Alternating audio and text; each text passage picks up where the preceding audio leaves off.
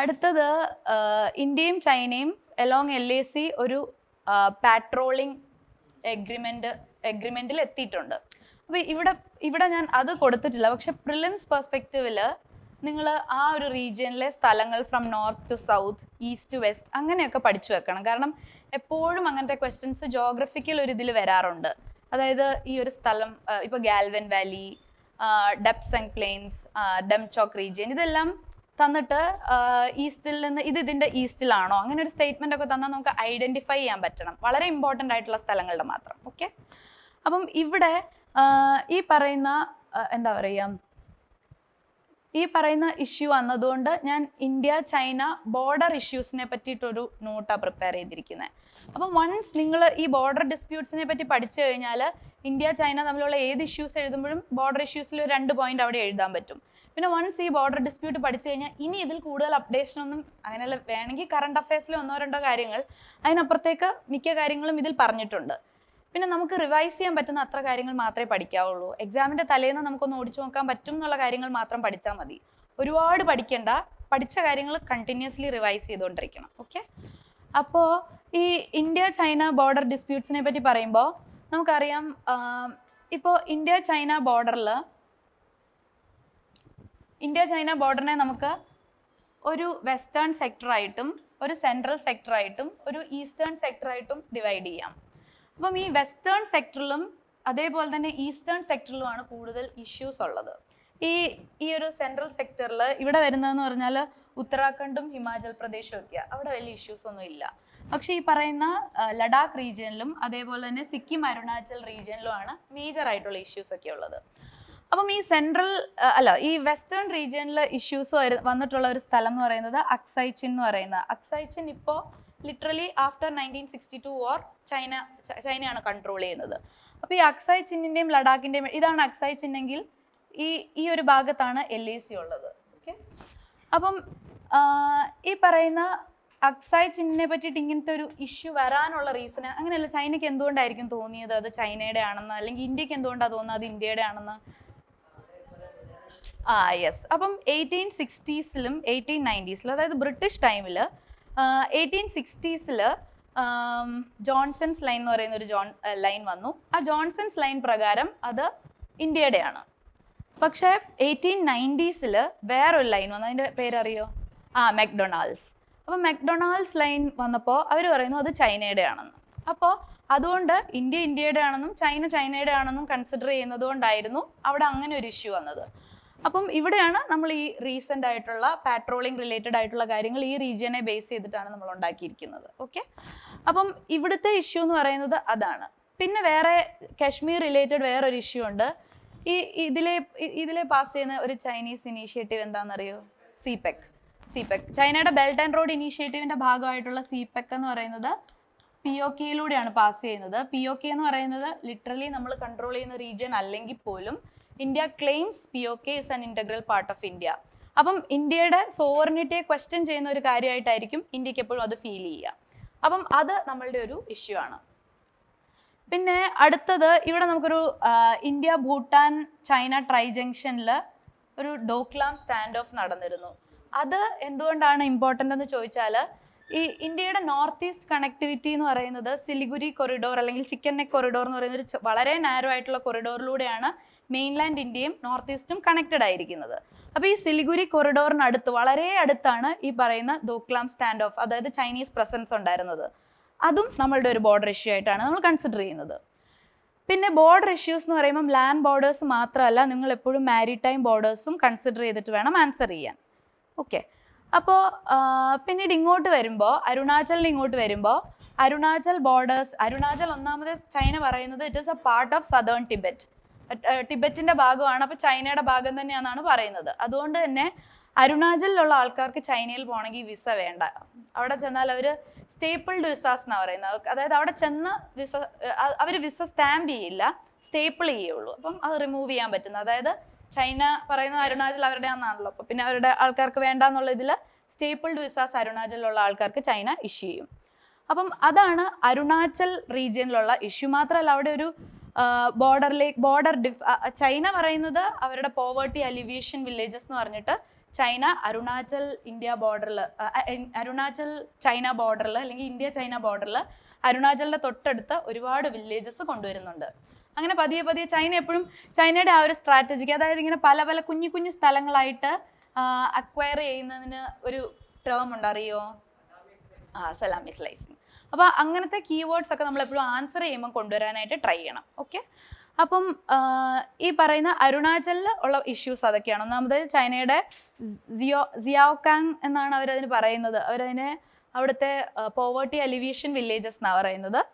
പിന്നെ നമുക്ക് ഞാൻ പറഞ്ഞല്ലോ, അതായത് മാരിടൈം കാര്യങ്ങളും കൂടി നമ്മൾ കൺസിഡർ ചെയ്യണം. മാരിടൈം കാര്യങ്ങൾ കൺസിഡർ ചെയ്യുമ്പോൾ നമുക്കറിയാം സ്ട്രിങ് ഓഫ് പേൾസ് ഇനീഷ്യേറ്റീവ് നമുക്കറിയാം. അതായത് ഇന്ത്യൻ ഓഷ്യൻ റീജിയനിൽ അതായത് ചൈനീസ് മെയിൻലാൻഡ് തൊട്ട് അങ്ങ് ഹോൺ ഓഫ് ആഫ്രിക്ക വരെ ഒരുപാട് മിലിറ്ററി ആൻഡ് കൊമേഴ്ഷ്യൽ ഫെസിലിറ്റീസ് ഇങ്ങനെ ചൈന ഇന്ത്യക്ക് ചുറ്റുമാണ്. ബട്ട് സ്റ്റിൽ അങ്ങനെ ആ ഇന്ത്യൻ ഓഷ്യനിലുള്ള ചൈനീസ് ഹെജിമണി എസ്റ്റാബ്ലിഷ് ചെയ്യാനുള്ള ചൈനയുടെ ഒരു ഇനീഷ്യേറ്റീവ് ആണ്. അപ്പോൾ അത് ഒന്ന് നോട്ട് ചെയ്ത് വെക്കാം, സ്ട്രിങ് ഓഫ് പേൾസ് ഇനീഷ്യേറ്റീവ് എന്ന് പറയുന്നത്. ഇത് എന്താണെന്ന് മനസ്സിലാവാൻ വേണ്ടിയിട്ടാണ് ഞാൻ ചിലതിനൊക്കെ എക്സ്പ്ലനേഷൻ കൊടുത്തിരിക്കുന്നത്. അത് ആവശ്യമൊന്നുമില്ല, കാരണം അത് നിങ്ങൾക്ക് മനസ്സിലാവാൻ വേണ്ടിയിട്ട് ഇനി ഇൻ കേസ് ആദ്യമായിട്ട് കേൾക്കുന്ന ആർക്കെങ്കിലും ഉണ്ടെങ്കിൽ മനസ്സിലായിക്കോട്ടെ എന്ന് ഓർത്ത് കൊടുത്തിരിക്കുന്നതാണ്. അപ്പോൾ അങ്ങനെ സ്ട്രിങ് ഓഫ് പേൾസ് ഇനീഷ്യേറ്റീവ് ചൈനയുടേതുണ്ട്. പിന്നെ അങ്ങനെ ആ സ്ട്രിങ് ഓഫ് പേൾസ് ഇനീഷ്യേറ്റീവിൻ്റെ ഭാഗമായിട്ടുള്ള ചില മിലിറ്ററി ബേസസ് ആണ് ജിബോട്ടി, ഹംബൻതോട്ട, ഇങ്ങനത്തെ കുറച്ചെണ്ണം. ഓക്കെ, പിന്നെ ഇതിനെ കൗണ്ടർ ചെയ്യാൻ നമുക്ക് എന്തൊക്കെ ചെയ്യാം, അല്ലെങ്കിൽ ഒരു വേ ഫോർവേഡ് ആണെങ്കിൽ നിങ്ങൾ എന്തൊക്കെ സജസ്റ്റ് ചെയ്യും? നമ്മുടെ ബോർഡറിൽ ഒരു വലിയ പ്രശ്നം വന്നാൽ ബോർഡറിലോട്ട് നമുക്ക് എന്തായാലും നമ്മളുടെ സെക്യൂരിറ്റി പേഴ്സണലിനെയൊക്കെ കൊണ്ടുപോകണം.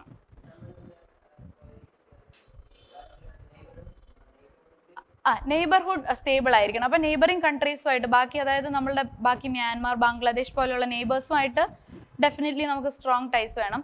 നമുക്ക് ഡ്യുവൽ യൂസ് ഇൻഫ്രാസ്ട്രക്ചർ എന്ന് പറഞ്ഞാൽ കേട്ടിട്ടുണ്ടോ? ഡ്യുവൽ യൂസ് ഇൻഫ്രാസ്ട്രക്ചർ എന്ന് പറഞ്ഞാൽ ഒരേ സമയം നമുക്ക് സിവിലിയൻസിന് മൂവ് ചെയ്യാൻ പറ്റും, അതേപോലെ തന്നെ ആർമിയെ മൂവ് ചെയ്യിക്കാനായിട്ട്, ട്രൂപ്സിനെ മൂവ് ചെയ്യിക്കാനുള്ള ഒരു സാധനമാണ് ഡ്യുവൽ യൂസ് ഇൻഫ്രാസ്ട്രക്ചർ. അപ്പോൾ ചൈനയുടെ ബോർഡേഴ്സിൽ നമ്മൾ ഡ്യുവൽ യൂസ് ഇൻഫ്രാസ്ട്രക്ചർ ഡെവലപ്മെൻറ്റ് കൊണ്ടുവരണം. അതായത് റോഡ് വേസ് പെട്ടെന്ന് for the Swift movement of troops നമുക്ക് ഡ്യുവൽ യൂസ് ഇൻഫ്രാസ്ട്രക്ചർ കൊണ്ടുവരണം.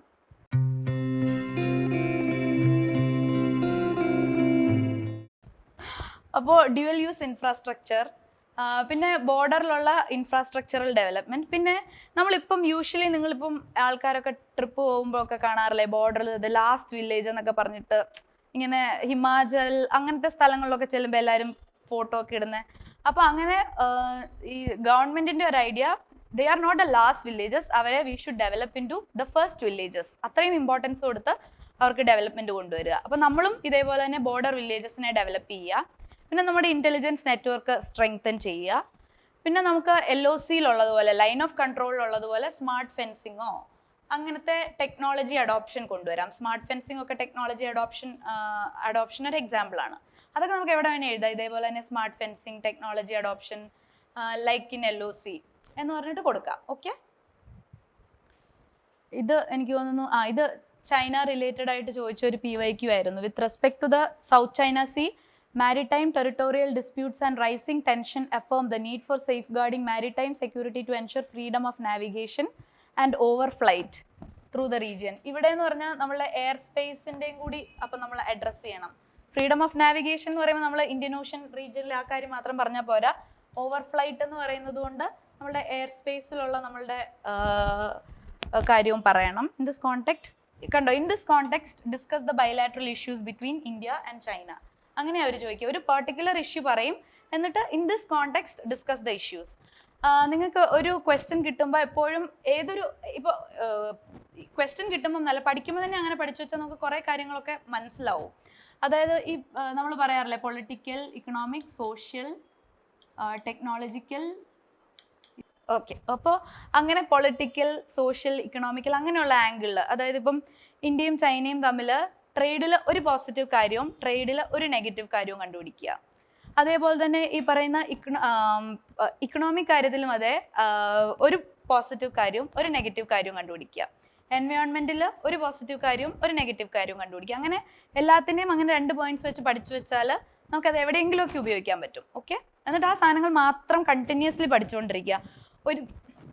ഓൾറെഡി വൺസ് ഒരു നോട്ട് പ്രിപ്പയർ ചെയ്താൽ പിന്നെയും ഒരുപാട് ആ നോട്ട് മോഡിഫൈ ചെയ്യാൻ നോക്കരുത്. അത് തന്നെ പിന്നെയും പഠിക്കുക. പിന്നെ കറണ്ട് അഫയേഴ്സിലുള്ള സാധനങ്ങൾ ജസ്റ്റ് നോട്ട് ചെയ്ത് വെക്കുക. അങ്ങനെ ചെയ്യാവുള്ളൂ. ഓക്കെ, അല്ലെങ്കിൽ നമുക്ക് കുറേ ടൈം വേസ്റ്റ് ആവും.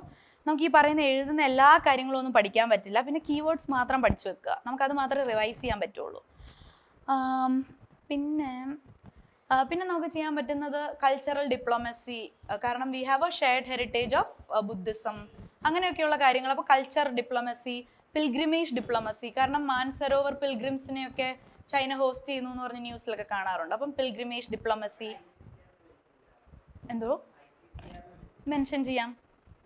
അപ്പോൾ നമുക്ക് അങ്ങനത്തെ കൾച്ചറൽ ഡിപ്ലോമസി. പിന്നെ ട്രാക്ക് 1 ഡിപ്ലോമസി അല്ലെ ട്രാക്ക് 2 ആൻഡ് ട്രാക്ക് 3 ഡിപ്ലോമസീസ്, അത് റിലൈ ചെയ്യാമെന്ന് പറയാം. അതേപോലെ ട്രാക്ക് 2 എന്ന് പറഞ്ഞാൽ നമ്മളുടെ ഇൻഫോർമൽ ആയിട്ടുള്ളത്. ട്രാക്ക് 3 എന്ന് പറഞ്ഞാൽ പീപ്പിൾ ടു പീപ്പിൾ കണക്ട് കൂട്ടുക, അതേപോലെ തന്നെ അങ്ങനെയുള്ള കാര്യങ്ങൾ. ട്രാക്ക് 1 ഗവൺമെൻറ് ലെവലിൽ മാത്രം.